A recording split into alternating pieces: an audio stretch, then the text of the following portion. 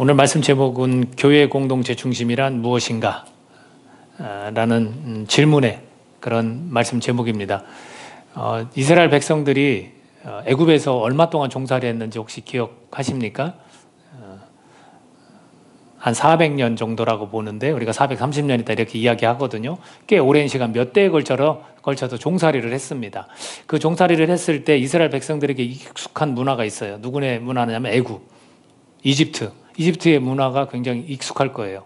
그 익숙한 문화가 하나님, 군대로서 하나님 백성으로서 하나님이 소집하고 애굽에다 탈출시켰을 때 새로운 문화가 그들에게는 필요합니다. 그래서 그 새로운 문화를 시작하는 첫 단계와 같은 장면이 바로 오늘 장면이에요. 우리도 교회 생활을 할 때 생활 속에서 삶을 살다가 교회라는 새로운 문화에 들어온 사람도 있습니다. 물론 어릴 적부터 교회 문화에서 자랐고 또 세상 문화와 조금 이렇게 같이 겸해서 경험을 한 사람도 있을 거예요. 그럴 때 약간은 좀 궁금하고 도대체 교회 문화와 세상 문화가 뭐가 다를까 이렇게 생각하는 경우도 있습니다.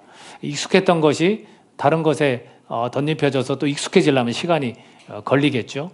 그래서 교회 공동체라는 그 중심으로 산다는 게 뭘까? 궁금증을 가질 수밖에 없습니다. 그래서 교회 중심의 삶이 뭘까? 오늘 그것을 이 말씀을 통해서 오늘 우리에게 하나님께서 전해주시는 것 같습니다. 그들이 애굽을 딱 탈출하고 나서 딱 1년 뒤입니다. 1년 뒤에 광야를 계속해서 지나가야 돼요. 그래서 가나안 땅, 약속의 땅으로 가야 됩니다. 그 들어가야 하는 그 이스라엘에 관한 이야기가 시작이 됩니다. 자, 그래서 1년 뒤, 2년째 출발을 하는데 하나님께서 그들을 다 소집을 해요. 어떤 사람을 소집하냐면 20세 이상, 20살 이상의 전쟁에 나가서 싸울 만한 사람들을 모으기 시작합니다. 그래서 그들을 지파별로 진을 편성하게 하십니다. 그래서 그 숫자를 다 세는 거예요. 우리가 민수기 하면 백성들의 그런 계수, 그런 뜻으로 쓰여졌지만 사실은 그들의 어떤 계수보다 더 중요한 것이 뭐냐면 광야를 걸어가면서 하나님 곁에서 하나님을 잘 섬기면서 가느냐 아니면 하나님과 별개로 자기들이 어떤 불평과 불만과 하나님을 좀 등지는 그런 모습으로 가느냐 이런 내용들이 들어있는데 사실 민수기에서는 하나님을 원망하는 내용들이 많이 들어있습니다. 꽤 오랜 시간을 광야를 걸어가야 되는데 평지도 또한 걷고요. 이런 속에서 하나님을 원망하게 되는 그런 이야기가 많습니다. 그래서 민수기라는 숫자적인 그런 뜻보다는 오히려 이스라엘 백성들이 어떻게 그 광야를 걸었는지를 조금 염두에 두고 민수기를 읽어나가면 좋을 것 같습니다. 교회 공동체 중심이란 무엇인가에 대해서 첫 번째로 좀 보고자 하는 것은 뭐냐면요. 하나님의 계획에 순응하는 것을 말씀하는 거예요. 교회의 공동체 중심이란 다름이 아닌 하나님의 계획에 순응하는 것을 말씀하고 있습니다. 자, 보세요. 지금 20세 이상의 사람들을 모읍니다. 모으는데 오른쪽, 왼쪽, 위쪽, 아래쪽, 동, 서, 남, 북으로 이렇게 모이라는 거예요. 근데 그 모이는데 가장 중요한 곳이 어디냐면 동쪽이에요. 해 돋는 쪽. 왜냐하면 이들이 모일 때 그 가운데에 회막이 있습니다. 회막, 성막이라는 곳의 입구가 어디냐면 동쪽이에요. 그리고 그 동쪽에 누가 있냐면 모세가 있어요. 가장 위대한 지도자, 하나님의 종 모세가 있고 제사장이 있습니다. 그것이 굉장히 중요한 위치인데 이 중요한 위치에 누구를 먼저 세우냐면 오늘 3절 말씀에 이렇게 나와 있습니다. 동방 해돋는 쪽에 진칠자는 그 진영별로 유다의 진영의 군기에 속한 자라. 유다를 세웁니다. 여러분, 우리가 흔히 가정에서 내가 몇째로 태어났고 또 가정에서 몇째를 가장 중요시했냐면 얼마 되지 않은 것 같습니다. 지금 시대는 괜찮지만 첫째를 제일 중요시해요. 그래서 부모님의 유산을 물려줄 때 항상 과거에는 첫째를 중요시했고 또 첫째 아들과 둘째 딸이 있다면 딸에게는 재산을 많이 물려주지 않았습니다. 그만큼 첫째가 중요해요. 근데 이스라엘 백성들 가운데서도 역시 이와 같은 법이 있었어요. 자기들만의 어떤 그런 문화죠. 굉장히 오래된 이스라엘 백성들인데 이 지파가 12지파인데 누구의 아들들입니까? 야곱의 아들들이에요. 야곱. 자, 그중에 야곱의 아들 첫째가 누구냐면 르우벤이에요. 그러면 그 당시의 문화를 보면 누굴 가장 중요시 여겨야 되냐면 르우벤을 가장 중요시 여겨야 되는 거예요. 그러면 가장 중요한 곳, 동쪽, 회막 입구가 있고 모세가 있고 제사장이 있는 그쪽을 누굴 줘야 돼요? 르우벤을 줘야 돼요. 우리도 형제들끼리 사실은 서로 간혹은 우리 집이 좀 부유하다, 이게 좋지 않을 수도 있는데 재산 가지고 그렇게 다투는 경우도 있거든요. 그랬을 때 이걸 굉장히 중요시하는데 지금 루벤이라는 사람은 가장 중요한 곳에 있지 않아요. 누가 있어요? 유다. 유다는 몇 자냐면 넷째예요. 그럼 우리 그렇게 얘기할 수 있죠. 왜 넷째에게 주느냐? 겉으로 얘기 안 해도 속으로 이 첫째가 가야 되는 거 아니냐? 내가 가야 되는 거 아니냐? 내가 더 중요하지 않느냐? 이렇게 말할 수 있습니다. 그러나 그렇지 않아요. 이건 뭘 나타내는지 아십니까? 우리가 어떤 질서에 어긋나는 것처럼 보이지만 하나님의 섭리가 있다라는 거예요. 그래서 하나님의 계획에 순응하는 것이 얼마나 중요한지 모릅니다. 그 12지파는 2명의 부인과 그 부인의 종들, 여종 2명에 의해서 14명, 12명이라는 사람을 지파로 하나님이 세우셨거든요. 근데 이렇게 질서를 조금 뒤바꾸세요. 하나님은. 왜? 그 하나님의 계획이에요.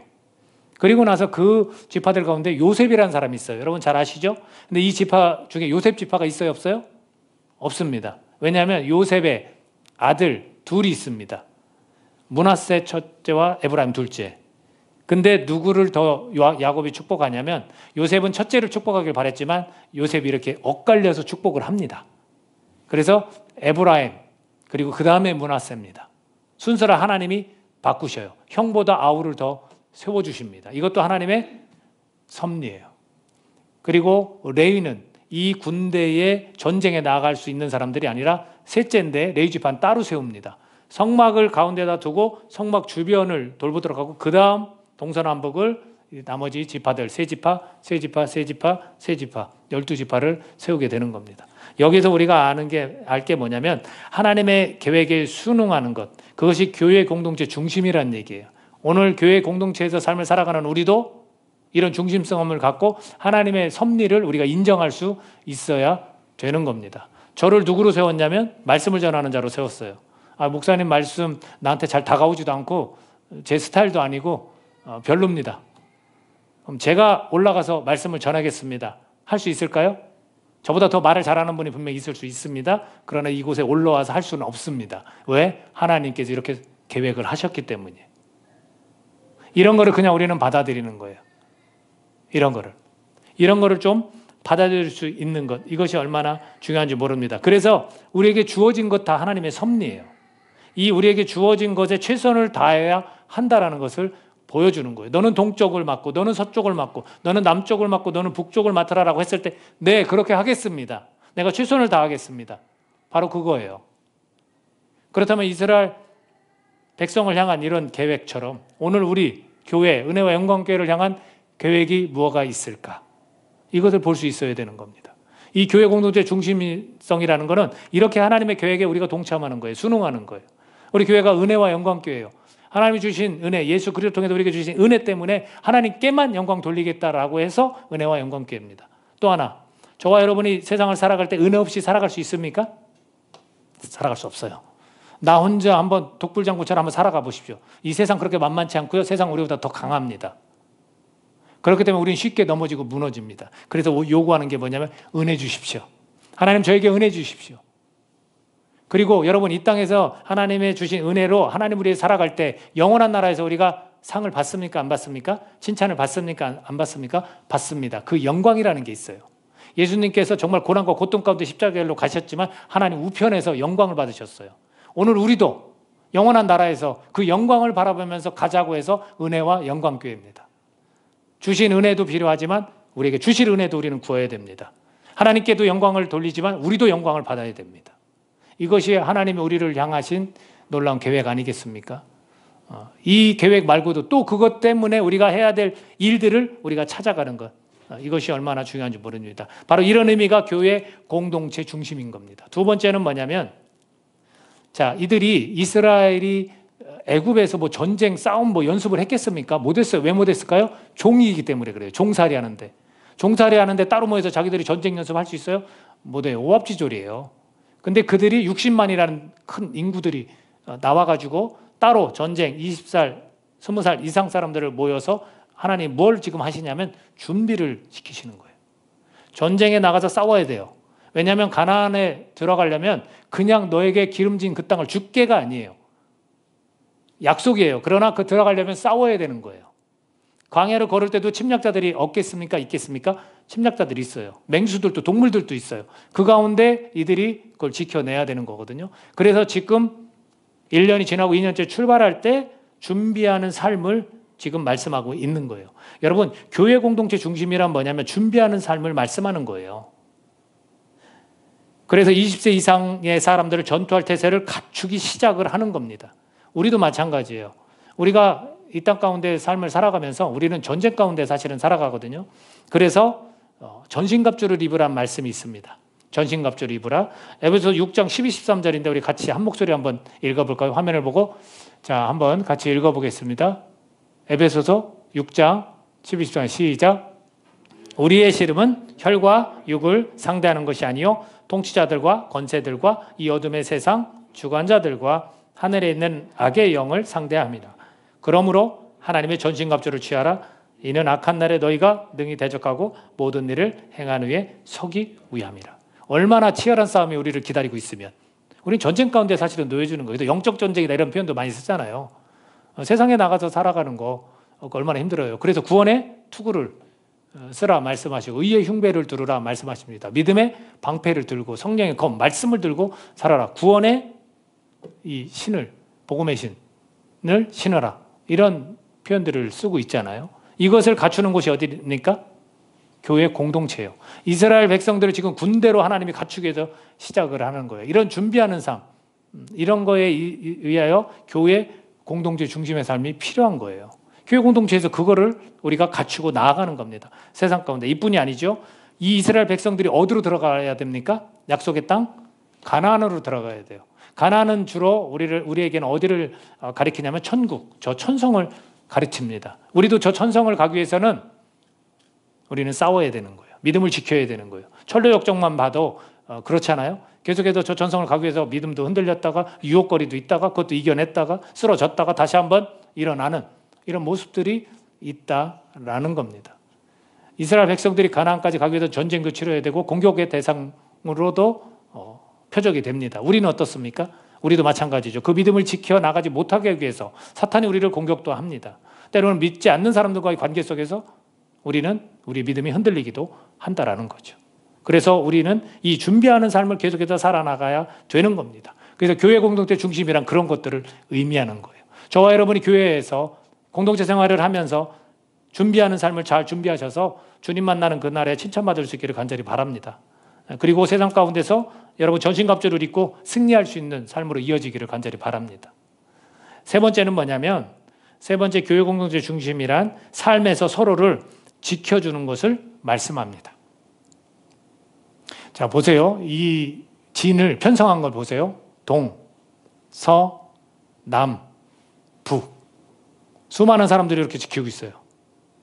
자, 어디에서 공격을 해와도 방어가 됩니다. 하나님 참 기가 막히죠.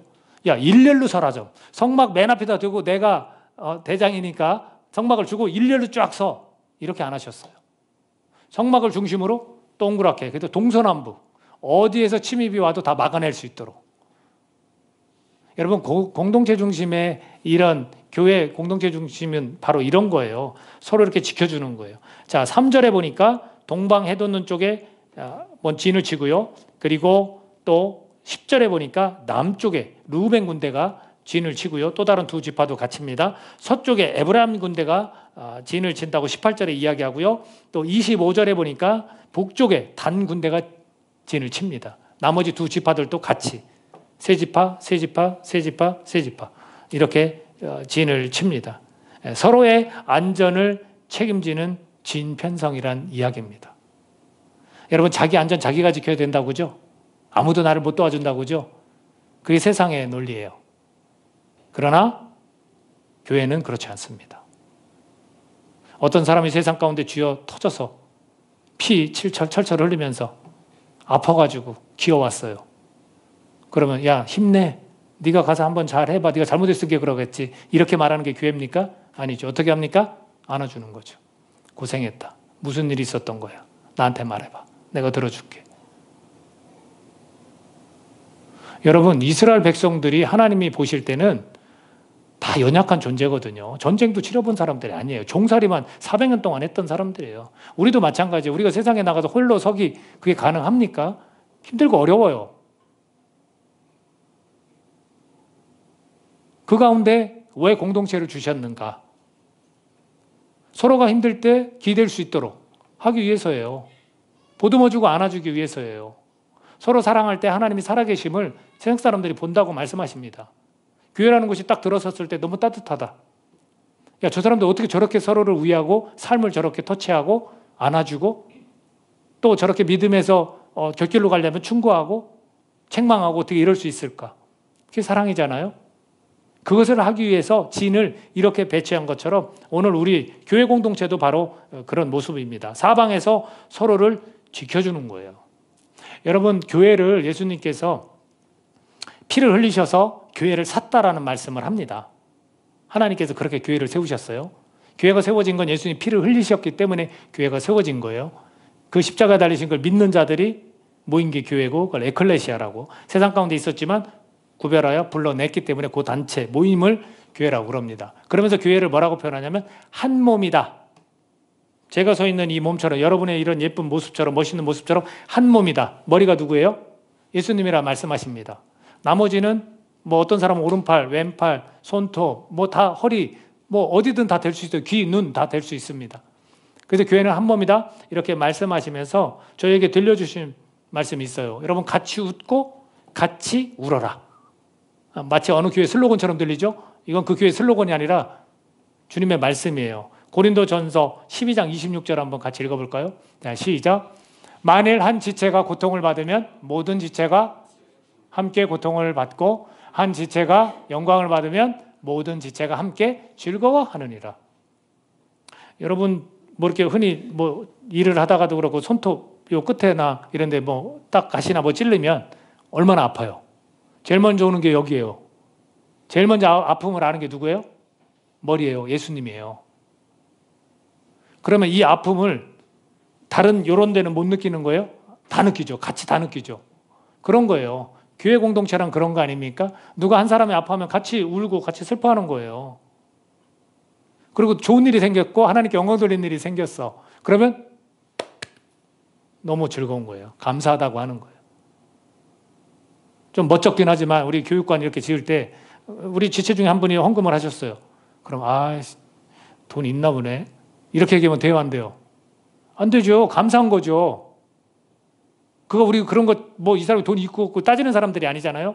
하나님 그 마음을 움직여서 헌금을 할 수 있게 된 게 얼마나 감사해요. 그래서 하나하나 준비될 수 있잖아요. 개인 일이 아니잖아요. 그 사람 개인 일이 아니잖아요. 그런 거예요. 하나님께 영광 돌리는 일이 생기면 같이 즐거워하는 거예요. 그래서 진을 이렇게 동서남북으로 해놓은 거예요. 예를 들어서 서쪽이 뚫렸어. 그러면 동남북 사람들이 가만히 지켜봐. 쟤네 연습 훈련 잘 안 했나 보네. 전쟁에 너무 약한데? 이럽니까? 달려들죠. 바로 그런 거예요, 교회란. 근데 우리 교회가 그렇게 가지 못하는 거예요. 왜? 교회 공동체 중심으로 우리가 살지 않기 때문에. 주님은 피를 흘리면서 교회를 그렇게 세우셨는데 우리는 피 흘리기 싫어하잖아요. 남을 품고 상처 입은 사람을 싸안고 가는 게 쉽진 않아요. 피 흘림이 있어야 되는 거예요. 주님이 하셨으니까 너네도 하라고 하잖아요. 내가 널 용서하듯이 너네도 용서하라 말씀하시잖아요. 용납하는 거죠. 용납하는 것. 그래서 이 진을 통해서 이 진편성을 통해서 우리가 알 수 있는 게 바로 삶에서 서로를 지켜주는 것. 우리가 읽은 고린도전서 12장 26절 바로 윗구절 25절에서 아주 의미심장한 이야기를 하십니다. 뭐라고 하냐면 여러 지체가 우리를 한 몸으로 이렇게 여러 주체를 둔 걸 얘기해요. 여러 지체가 서로 같이 돌보게 하셨느니라. 아멘. 한 몸이란 얘기는 돌보란 얘기예요. 교회가 서로를 돌보는 거죠. 그래서 진솔함이 있는 거예요. 힘들고 어려운 얘기도 할 수 있는 거예요. 그거를 감싸 안아줄 수 있는 거예요. 때로는 정말로 이 사람의 따끔한 충고가 필요할 때 그렇게 질책할 수 있는 거예요. 근데 우리는 상처받을까 봐 얘기도 못하고 괜히 저 사람한테 이런 권면했다가 토라질까 봐 얘기 못하고 그거는 교회 공동체가 아니라 세상 공동체죠. 하나님이 세상 공동체에서 애굽에서 이집트에도 불러내서 새로운 문화로 새롭게 만들어 가시는 거예요.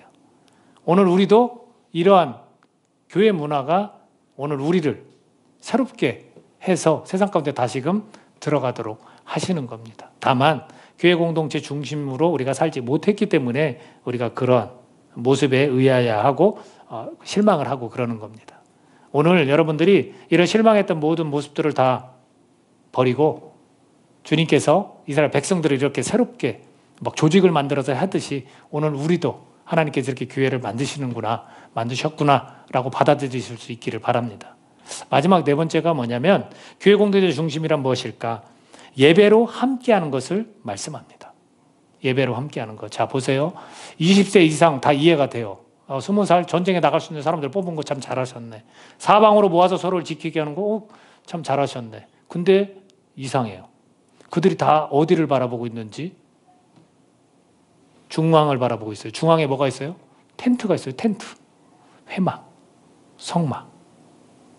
한번 읽어볼까요? 2절 말씀. 오늘 본문 2절 말씀 같이 읽겠습니다. 시작.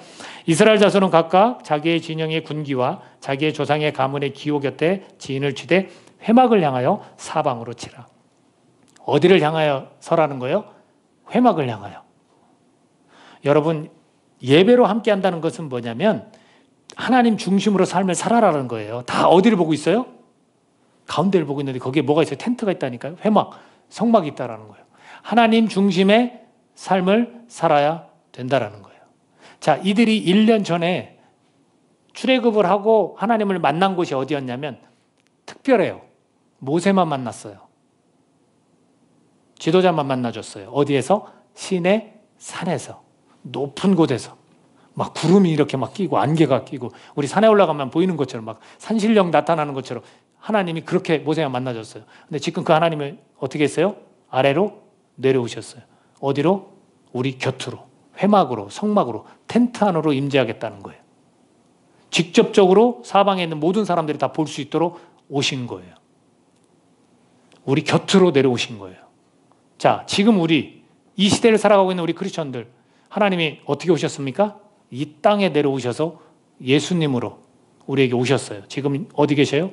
내 마음 속에 계십니다. 지금 우리 이렇게 모여있는데 여기 가운데 여기에 계셔요? 하나님 제가 아니에요. 교회 예배당에 있어요? 아니에요. 어디에 계십니까? 여기에 계시다고요.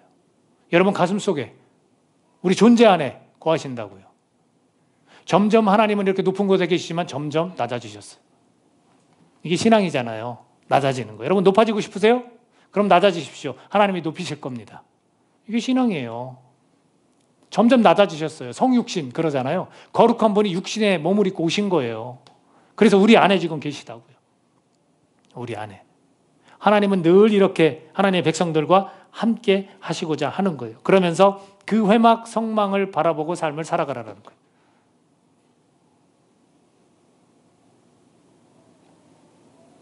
근데 우리가 예배를 함께 하는 것, 이것 가운데 우리 공적인 예배가 있고요. 그들도 마찬가지였거든요. 이스라엘 백성들 공적인 예배가 있고요. 또 하나는 삶의 현장에서 예배가 있습니다. 그래서 이걸 균형을 잘 맞춰야 돼요. 여러분 공적인 예배는 삶의 현장의 예배를 어떻게 돕냐면 하나님을 바라볼 수 있도록 돕습니다.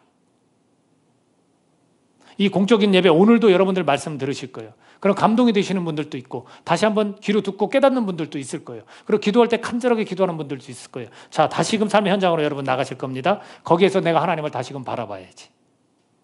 내가 전쟁 중에도 이스라엘 백성들이 전쟁을 할 수 있는 사람들인데 전쟁 중에도 이 전쟁의 주인, 이 전쟁을 이끄시는 분은 누구? 하나님이다라는 걸 잊지 않기 위해서 항상 회막을 성막을 바라보는 거예요. 또 하나 있습니다. 삶의 현장 가운데 예배. 그 예배는 힘들고 어려운 거예요. 여러분 놓칠 때 많잖아요. 다 이해돼요. 그거 하나님 모르시는 거 아니에요. 치열합니다. 그 가운데 그런 치열한 전쟁을 그런 예배를 드렸을 때 우리는 어디를 다시금 보게 되냐면 공적인 예배를 보게 되는 거예요. 아, 예배를 사모하고 그 예배 기다려진다. 그 예배를 기다려지도록 만드는 게 우리 삶의 현장의 예배예요. 서로 이렇게 돕고 보완하는 거예요. 내가 치열하게 싸웠기 때문에 다시금 그 예배 현장 가서 힘을 얻고 하나님 앞에 기도하고 찬양으로 영광 돌리는 기쁨이 내 안에 있는 이것을 사모하게 되는 거예요. 이 두 가지 예배를 다 드려야만 우리 하나님께 기쁨으로 예배를 드린 자가 되는 거예요. 삶에서는 예배자가 아니고 여기 왔을 때만 공적인 예배에서만 예배자가 된다? 하나님은 반쪽짜리 신앙이라 말씀하시는 거예요. 어떤 사람은 강조하죠. 삶에서 예배가 중요합니다. 거기서 정말 열심히 하면서 공적인 예배에서는 흐지부지 대충 하고 형식적으로 때우고 갑니다. 그런 사람을 마당만 밟고 간다 이렇게 말씀하시는 거예요. 지성소 안까지 들어오지 못하고. 예배를 함께 한다는 것. 그래서 이 교회 공동체 중심성이 중요한 거예요. 서로 이게 보완이 되는 겁니다. 이스라엘 백성들이 광야를 지나면서 모압 평지를 또 지나면서 이스라엘 백성은 이런저런 이유로 무엇을 하냐면 원망을 합니다. 불평, 불만, 불신이 생기게 됩니다. 왜 그랬을까요? 바로 하나님 중심의 삶을 놓쳤기 때문입니다. 예배로 함께하는 삶을 살지 못했을 때 그들은 원망이 나왔습니다. 어떤 원망을 한지 아십니까? 11장 1, 2절을 제가 잠깐 읽어드릴게요. 11장 1, 2절에 이렇게 되어 있네요.